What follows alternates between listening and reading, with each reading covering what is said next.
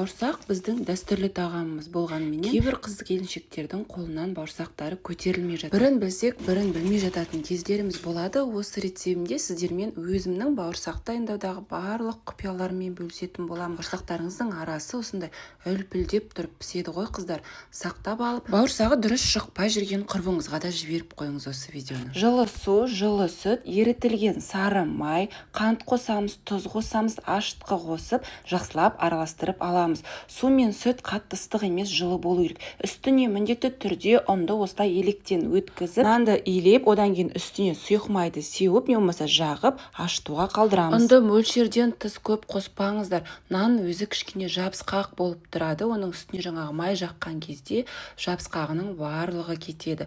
Осындай формалар береміз. Дөңгелек не болмаса қалауларыңызша форма беріп, енді тағы да бір жарты сағат 40 минутқа көтерілгенше қалдырамыз бетін жауып. Көтерілген бауырсақтарды майға салып, екі жағын бірдей әдемі етіп қызартып пісіріп аламыз. Майларыңыз қатты қызып кетпесін, ол да бірден бір себеп бауырсақтың көтерілмей қалуына. Осылай орташа қызып тұрған майда салып, екі жағын қуырып аламыз. Видеоның астында толық рецебі жазылған. Рецепті сақтап алып, лайк басуды да ұмытпаймыз.